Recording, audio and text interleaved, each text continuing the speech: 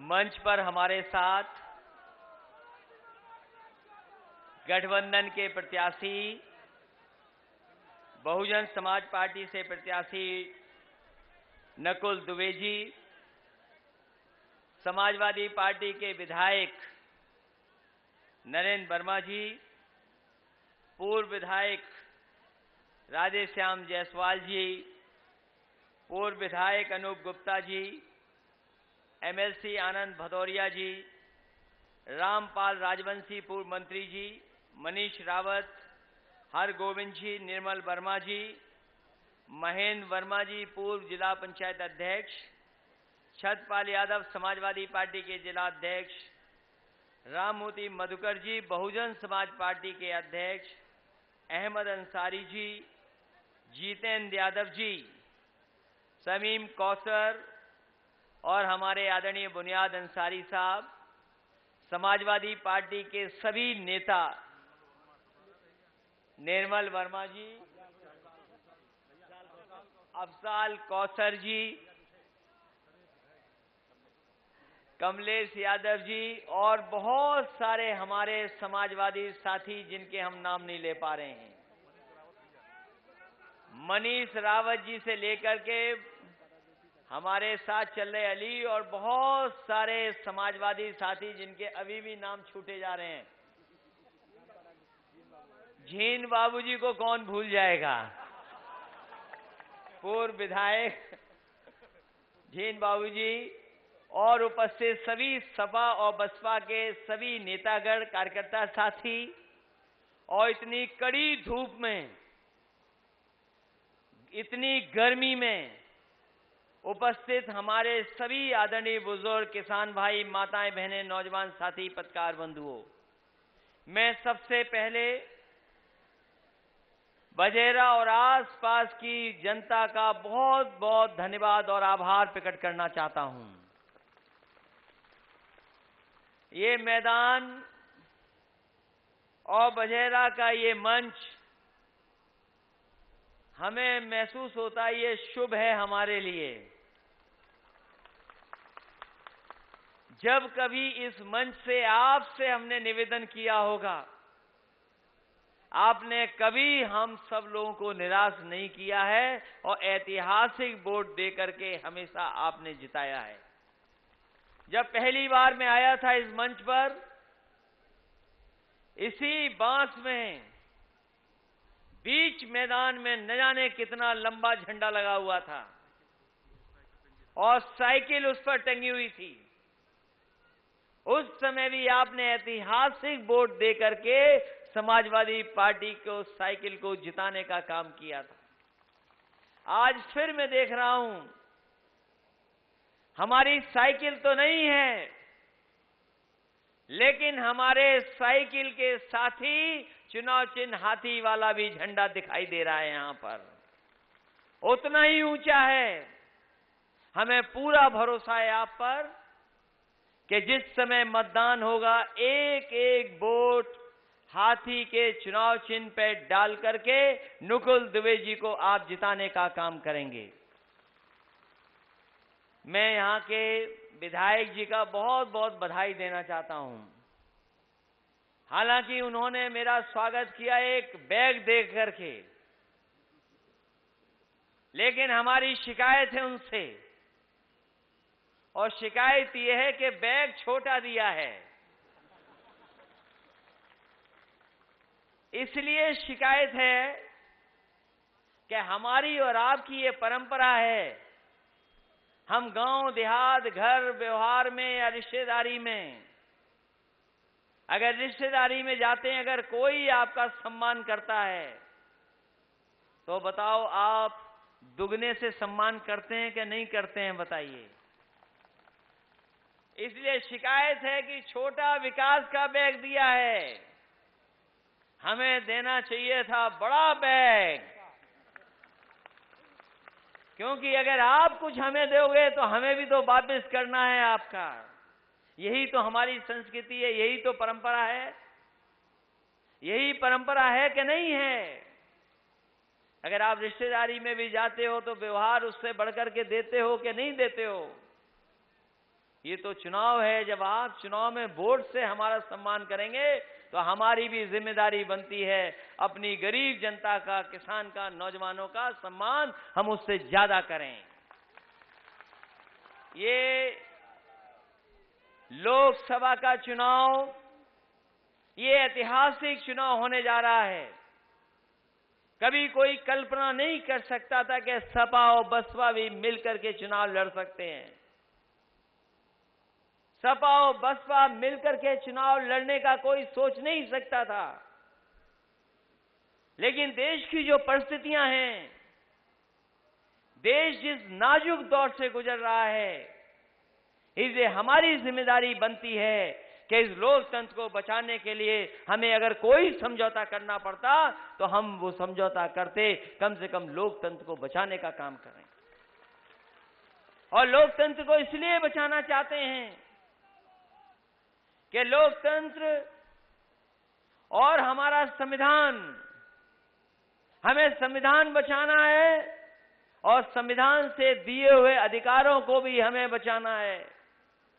इसलिए गठबंधन, ये जो लोग कह रहे हैं कि महामिलावट का गठबंधन है, हम उन्हें बताना चाहते हैं ये महागठबंधन का नहीं, ये महापरिवर्तन का गठबंधन है जो देश में परिवर्तन लाने का काम करेगा।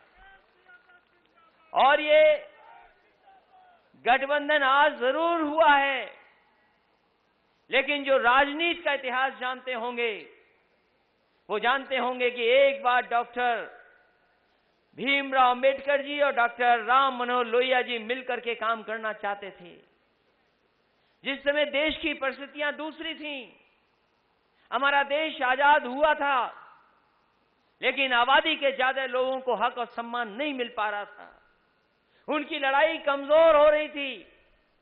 उस समय डॉक्टर भीमराव अंबेडकर जी और लोहिया जी मिलकर के काम करना चाहते थे, लेकिन समय ने मौका नहीं दिया, वो दोनों मिलकर के काम नहीं कर पाए। लेकिन उसके बाद नेताजी ने और मान्यवर काशीराम जी ने मिलकर के इस उत्तर प्रदेश में बदलाव लाने का काम किया था। दोनों एक साथ हो गए थे और उस समय जो परिवर्तन आया था वो आप जानते हैं कि कैसा परिवर्तन आया था। और उसके बाद आज हमें मौका मिला, इसीलिए हमने समझौता किया है। और समझौता इसलिए भी है कि आबादी के ज्यादा लोग जो जमीन पर रह रहे हैं, जो किसान हैं, जो कमजोर हैं, जो दुखी हैं, उनके साथ भेदभाव हो रहा है। इसलिए जरूरी था ये समझौता कर करके उनको सम्मान दिलाने का काम करना है। वैसे तो चुनाव, क्योंकि आजकल जानकारी सब पर है और अगर कोई सूचना दिल्ली से चलती है, लखनऊ से चलती है या देश के किसी कोने से चलती है तो वही जानकारी हमारे गांव में भी पहुंच जाती है। आज वैसे साधन हैं, आज वैसा इंतजाम है। आज भारतीय जनता पार्टी अपने 2014 के घोषणा पत्र को याद नहीं कर रही है। बताओ 2014 का भारतीय जनता पार्टी ने जो वादा किया था कि अच्छे दिन आएंगे, बताओ कितने लोगों के अच्छे दिन आ गए हैं, कितने नौजवानों को नौकरी मिल गई। और कहा था कि अगर पैदावार होगी और गन्ने का भुगतान करना पड़ेगा तो 14 दिन के अंदर हम गन्ने का भुगतान करा देंगे, बदलाव ला देंगे। बताओ क्या हालत हो गई है 5 साल और 2 साल की सरकार में। आज ये जनता हिसाब किताब केवल 5 साल का नहीं मांग रही है, हमारे बाबा मुख्यमंत्री जी के 2 साल का भी हिसाब किताब जनता मांग रही है। 7 साल के हिसाब किताब में बताओ आपको क्या मिला है। हमारे किसान भाई दुखी, कहा था उनको हम आय दोगुनी कर देंगे, उनकी लागत का 1.5 गुना मुनाफा दे देंगे। हमारे किसान भाई बैठे होंगे, बताओ किस फसल का आपको 1.5 गुना मुनाफा मिल गया, किसी फसल का मिला हो तो बताइए हमें आप। और आय 2 गुनी हुई हो तो बताओ। 2 गुनी आय नहीं हुई। और आपकी बोरी से चोरी हो गई 5 किलो की खाद की कि नहीं हो गई? कमाल की सरकार है, जिन्हें पूरी ईमानदारी से खाद देनी थी, 5 किलो की चोरी हो गई कि नहीं हो गई? और जो सिलेंडर बटे हैं, अगर नाप लोगे तो उसमें से भी गैस निकाल लिए है। आप पता कर लेना कितने किलो गैस निकाल लिए हैं इन्होंने। जो चूल्हे दिए थे, सिलेंडर दिए थे, बताओ कितने गरीब हमारे भरा पा रहे हैं? जिस समय दिए थे उस समय महंगाई क्या थी और आज महंगाई क्या है? कितने हमारे गरीब सिलेंडर भरा पाए हैं? और अगर भारतीय जनता पार्टी के लोगों के भाषण सुने हम, तो उनका भाषण शौचालय से शुरू होता है और शौचालय पे ही खत्म हो जाता है। और ऐसे शौचालय बनाए हैं जिन शौचालयों में अभी तक पानी नहीं पहुंच पाया है। अगर भारतीय जनता पार्टी के लोग आए होंगे तो कह रहे होंगे अपने इतने शौचालय बनाए, इतने करोड़ों शौचालय बना दिए। कोई आया भाजपा वाला कि नहीं आया शौचालय बताने? ये पत्रकार साथी जानते होंगे, बहुत शौचालय बताए होंगे उन्होंने। और देखिए कैसे शौचालय बताए। पहले शौचालय बनता था 1 गड्ढे वाला, और भारतीय जनता पार्टी बना रही है 2 गड्ढे वाला शौचालय। न पहले पानी मिला, न अच्छे दिन वालों ने पानी दिया। तो बताओ शौचालय जाओगे कैसे बिना पानी के? बताओ। और झाड़ू किसने उठाया? स्वच्छ भारत के नाम पर आपसे, हमसे, सबसे पैसा ले लिया। ये जो डीजल, जो पेट्रोल भरा रहे हैं आप, ये स्वच्छ भारत के नाम पर उसमें से भी पैसा ले लिया। हमें और आपको समझाया कि नोटबंदी हो जाएगी तो काला धन और भ्रष्टाचार खत्म हो जाएगा। बताओ कितना भ्रष्टाचार खत्म हो गया, कितना काला धन खत्म हो गया।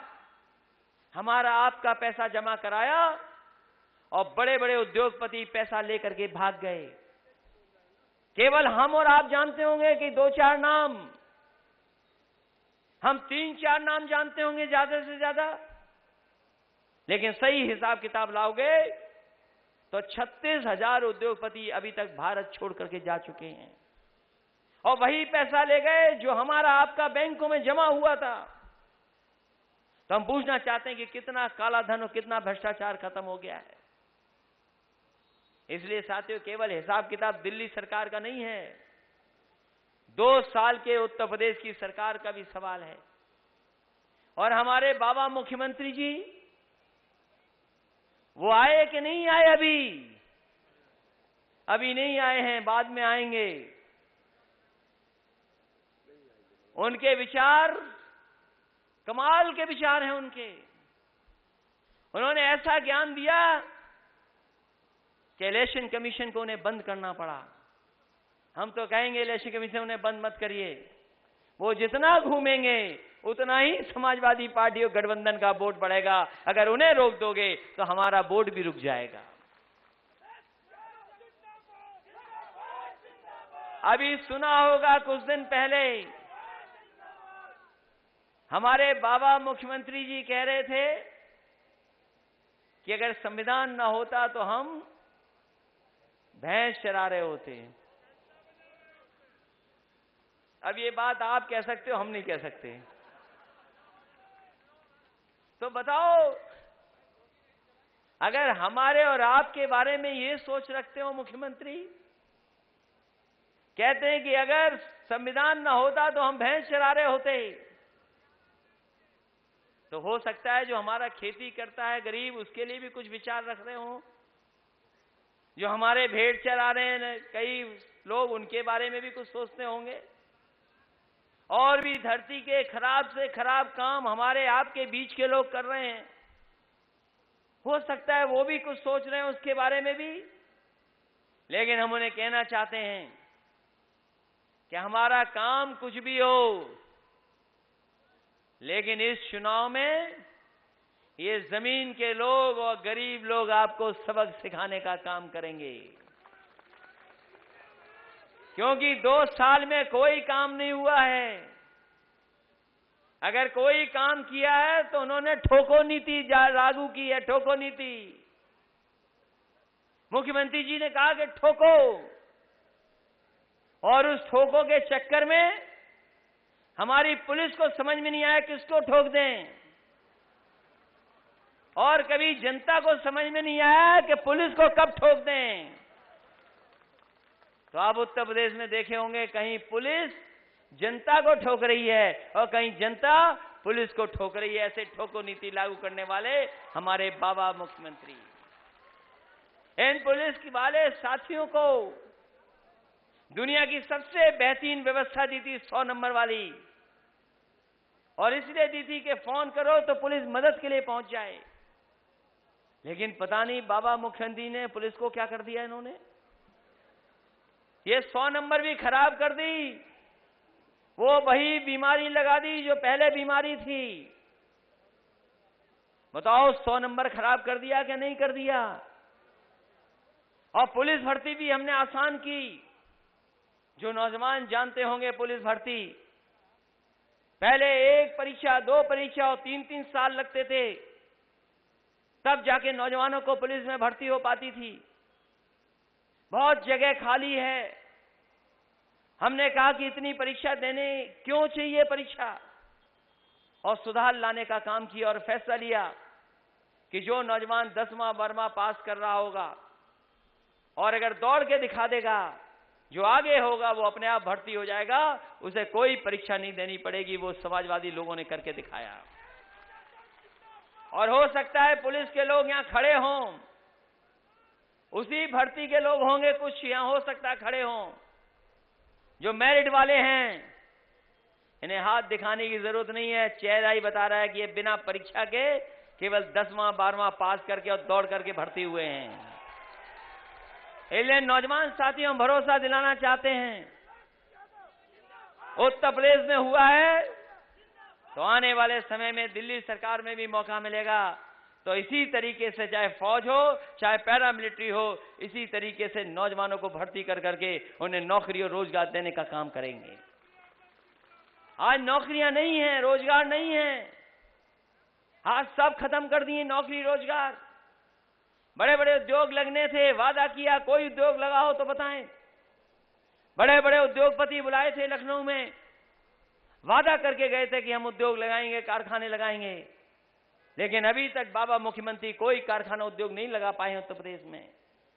नौकरी तो दूर, कोई रोजगार का इंतजाम नहीं कर पाए हैं। जो हालात हैं हमारे नौजवान जानते होंगे कि 45 साल में सबसे ज्यादा अगर बेरोजगारी कभी बढ़ी है तो ये भारतीय जनता पार्टी की सरकार में बढ़ी है। आज बेरोजगारी की गिनती नहीं कर रहे हैं, हमारे नौजवानों का भविष्य अंधकार में डाल दिया। आज हमारे नौजवान भविष्य नहीं देख सकते क्योंकि जो गलत नीतियां हैं उनसे भविष्य बेहतर नहीं होने जा रहा है। हमारे किसान गरीबी के कारण और जो बैंकों का बोझ है उसके कारण आत्महत्या कर रहे हैं। इतनी आत्महत्या किसानों ने कभी नहीं की होगी जितना भारतीय जनता पार्टी की सरकार में हुई आत्महत्या। इसी तरह शिक्षा मित्र भी आत्महत्या कर लिए। ये रोजगार सेवक, इनको भी वादा किया था, शिक्षा मित्र को भी वादा किया था, बीपीएड वालों को भी वादा किया था, अन्वेषकों को भी वादा किया, ये पुरानी पेंशन वाले भी जानते हैं उन्हें भी वादा किया। हर एक को धोखा अगर किसी ने दिया है तो ये भारतीय जनता पार्टी के लोगों ने उन्हें धोखा देने का काम किया। इसलिए साथियों, जहां धोखा मिल रहा हो, छल से सरकार बनाई हो, ये समय मिला है सबक सिखाने का। और याद कीजिए, जब आपके बच्चे स्कूल जाते थे, यही समाजवादी लोग हैं जिन्होंने बच्चों को दूध और फल दिलाना शुरू कर दिया था स्कूलों में। इस सरकार ने छीन लिया। आपके बच्चों को बर्तन मिलने जा रहे थे, क्योंकि जब स्कूलों की हालत देखते थे, एक तो पढ़ाई अच्छी नहीं, टीचर नहीं आ रहे, और हमारे बच्चे भी जब बर्तन में नहीं थे तो खाना ऐसे ही खा लेते थे। इसलिए कभी किसी ने बर्तन दिलवाए हैं बच्चों को, ग्लास और प्लेट, वो समाजवादी सरकार में बच्चों को मिलना शुरू हो गया था। हफ्ते में एक दिन दूध और फल मिलता था, इन बाबा मुख्यमंत्री ने वो भी छीन लिया। वहीं समाजवादी पेंशन मिलना शुरू हो गई थी। हम चाहते थे कि गरीब परिवार की महिलाएं, उनको समाजवादी पेंशन मिल जाए। 500 रुपया मिलना शुरू हो गया था और बड़े पैमाने पर मिलना शुरू हो गया था उत्तर प्रदेश में। आने वाले समय में सरकार समाजवादियों की बन जाती तो 1000 रुपया समाजवादी पेंशन हम महिलाओं को देते, गरीब परिवारों तक पहुंचा देते। लेकिन सरकार नहीं बनी, इसी सरकार ने वो समाजवादी पेंशन छीन ली। हम अपने तमाम गरीब लोगों को बताना चाहते हैं और माताओं बहनों को, इन्होंने चाहे छीन ली हो समाजवादी पेंशन, लेकिन दिल्ली में सरकार बनेगी तो समाजवादियों ने तय किया है कि 3000 रुपया समाजवादी पेंशन हम गरीब लोगों को देने का काम करेंगे। इसलिए आज विकलांग को नहीं मिल रही, विधवा को अलग पेंशन, सभी पेंशनों को मिलाकर के 3000 पेंशन देने का काम करेंगे। ये जो सुविधाएं दी इसलिए दी कि गरीब हमारा खुशहाल हो जाए, तरक्की कर जाए। लेकिन तरक्की नहीं हुई, इन्होंने तरक्की रोक ली और क्या हालत पैदा कर दी उत्तर प्रदेश की। ये कहते हैं कि सबसे ज्यादा अच्छे विचार किसी के हैं, भारतीय जनता पार्टी के हैं। सबसे अच्छा शिष्टाचार किसी का है तो भारतीय जनता पार्टी का है। सीतापुर के साथियों, हमने देखा था टीवी में कि पहली बार किसी जनप्रतिनिधि और जनप्रतिनिधि के ऊपर चप्पल उठाई गई थी। यहां तो वो पूरी नहीं हुई। जिसकी भी हसरत रही होगी चप्पल मारने की, वो बात पूरी नहीं हुई होगी। लेकिन हमें खुशी है कि संत कबीर नगर के जनप्रतिनिधियों ने वो अपनी हसरत पूरी कर ली और एक जनप्रतिनिधि ने दूसरे जनप्रतिनिधि को 21 जूते की सलामी दी थी। आपने टीवी पे देखा होगा। बताओ 21 जूते की सलामी हुई थी कि नहीं हुई थी? पत्रकार साथियों ने बोला कि वो 21 नहीं थे, 12 ही थे। हमने कहा कि अगर बीच बचाव न किया होता आपने तो वो पूरे के पूरे 21 जूतों की सलामी थी।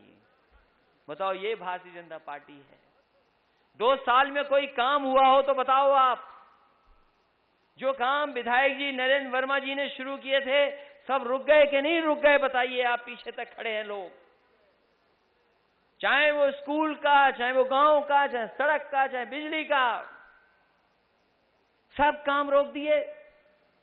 जैसे गांव में कभी कभी बीमारी होती है, गला घोंटू बीमारी, वैसे ही भारतीय जनता पार्टी को है काम रोको बीमारी। कहीं काम चल रहा होगा, ये तुरंत उस काम को रोक देंगे। इसलिए साथियों, ये चुनाव सबक सिखाने का भी है इन लोगों को। दिल्ली वाली सरकार के वादे याद हैं कि नहीं याद हैं आपको? 2014 में जो जो वादे किए थे आपको, क्या सीतापुर में भी प्रधानमंत्री जी आए थे पिछली बार? लखीमपुर आए होंगे तो सिधौली वाली बातें याद हैं आपको? 2014 में कह के गए थे कि जितने भी गरीब हैं, जिन पे करोड़ों मुकदमे लगे हुए हैं, उन मुकदमों को खत्म करने का काम भारतीय जनता पार्टी की सरकार करेगी। बताओ, एक भी गरीब पर मुकदमे खत्म हुए हो तो बताइए आप। और अगर अध्ययन करेंगे, जानकारी करेंगे, तो पिछले 5 साल में खासकर दलित, पिछड़े और अल्पसंख्यकों पे लगभग 50 लाख और मुकदमे इनकी सरकारों ने बढ़ाने का काम किया है। धोखा दिया किसान को, धोखा दिया नौजवानों को, धोखा दिया व्यापारियों को। बताओ, व्यापारी साथियों के साथ नुकसान हुआ कि नहीं हुआ जीएसटी से? और जो जीएसटी लागू किया है अमीरों के लिए तो बहुत कम, अमीरों पे जीएसटी कम और हमारे किसानों पे जीएसटी ज्यादा। केवल तुलना कर लेना, अगर बड़ा सामान लेना है उद्योगपतियों को, बड़े लोगों को, अगर हीरे जवाहरात लेने हैं तो जीएसटी बहुत कम, मामूली। और अगर किसान को अपना ट्रैक्टर खरीदना होगा तो जीएसटी उस पर 18% लगा देंगे। कहां 0.25, कहां 18%? ये आपकी सरकार नहीं है, ये 1% जो देश के लोग हैं उनकी सरकार है। 99% के लोगों के साथ इन भारतीय जनता पार्टी के लोगों ने धोखा किया है। ये 99% वही गरीब हैं, किसान हैं, गांव में रहने वाले लोग। ये वही आप जैसे लोग हैं जिनका धोखा किया है। इसलिए आप सबसे हम निवेदन करना चाहते हैं, अपील करना चाहते हैं, जहां इतनी गर्मी में आप खड़े हैं, उपस्थित हैं, जिन साथियों के ऊपर ये छतरी नहीं है उसके बावजूद भी खड़े हैं, हम आपका धन्यवाद देते हैं। हमें भरोसा है कि अगर आप इतनी गर्मी में आ सकते हैं तो जब वोट पड़ेगा तो इससे ज्यादा वोट डालने का आप काम करेंगे। लेकिन याद रखना, हम साइकिल के लिए नहीं, हाथी के लिए वोट मांग रहे हैं। चुनाव चिन्ह हाथी की मदद करेंगे कि नहीं करेंगे बताओ? साइकिल वालों के साथी हैं हाथी के नहीं, बताइए आप। तो नुकुल द्विवेदी जी को आप ऐतिहासिक वोटों से जिताइए। और हम आपका धन्यवाद भी देते हैं, जहां पिछले चुनाव में जाने कैसी राजनीतिक परिस्थितियां थीं, उसके बावजूद भी आपने समाजवादी पार्टी के विधायक नरेंद्र वर्मा जी को जिता करके भेजा। हमारे और साथी नहीं जीत पाए, लेकिन कई साथी ऐसे हैं जिन्हें वोट ज्यादा मिला लेकिन उसके बावजूद भी हार गए, क्योंकि बीजेपी ने धोखा साजिश कर करके वोट लिया था। क्योंकि 2014 के जो वादे हमें याद नहीं हैं, जिन्होंने 2014 के वादे पूरे न किए हों वो 2019 में वादे कैसे पूरे करेंगे, ये सबसे बड़ा सवाल है। इसलिए जहां चाय वाला बनकर के आए थे, इस बार चौकीदार बनकर के आ रहे हैं। जो चाय वाला बनकर के आए थे, चाय वाला आपके बीच में बनकर के आए, बताओ चाय कैसी निकली आपकी? 5 साल में चाय कैसी निकली? और चाय तभी अच्छी होगी जब दूध अच्छा होगा। यहां काली चाय पीने वाले तो नहीं है कोई? काली चाय वाले तो नहीं है कोई? और फिर ये बात अगर नौजवान जान गए हो तुम, तो ये चौकीदार की चौकी छीनने वाला भी चुनाव है। चौकी छीनेंगे कि नहीं छीनेंगे? तो चौकी अकेली प्रधानमंत्री की नहीं छीननी है, जो यहां पर सांसद बन गए होंगे उनकी भी तो चौकी छीननी है कि नहीं छीननी है? उन्होंने कुछ काम किया आपके लिए? कोई काम किया हो तो बताओ। उनके आदर्श गांव कितने बन गए? आपके तो सब गांव बन गए होंगे आदर्श। आदर्श गांव बने कि नहीं बने? मीरा नगर के हैं लोग? कोई है मीरा नगर का यहां? ये बताओ आप, आपके गांव में समाजवादी पेंशन मिल रही थी, वो छिन गई कि नहीं छिन गई? और जो आदर्श गांव मिल गए उसमें क्या मिला आपको ज्यादा? और याद कीजिए, समाजवादियों ने तो लैपटॉप भी बांट के दिखा दिए थे। आपकी समाजवादी सरकार ने लैपटॉप दिया था कि नहीं दिया था बताओ? और ऐसे लैपटॉप दिए थे जिस परिवार में होगा वो आज भी चल रहा होगा, आज भी खराब नहीं हुआ होगा। और उसमें ऐसी तस्वीर लगा दी थी नेताजी को और हमने अपनी, कि जब भी चलाओगे तो वही दिखाई देगा, आप चाहे कुछ कर लो हटा नहीं पाओगे उसको। और बाबा जी ने भी वादा किया था। नौजवान साथियों बताओ, बाबा जी मुख्यमंत्री जी ने वादा किया था कि हम लैपटॉप देंगे। 2 साल गुजर गए, अभी तक किसी नौजवान को एक लैपटॉप नहीं दिया है। क्योंकि बाबा खुद चलाना नहीं जानते, तो वो क्यों आपको देंगे लैपटॉप? अगर बाबा चलाना जानते हैं तो शायद आपको दे सकते हैं लैपटॉप। और फिर बताओ, किसानों की तो आय बढ़ी नहीं और रखवाली करनी पड़ रही कि नहीं करनी पड़ रही आपको? और किसान भाइयों, आप तो खुद ही चौकीदार बन गए, अपनी रखवाली कर रहे हो। हमें चौकीदार चाहिए कि देश का प्रधानमंत्री चाहिए।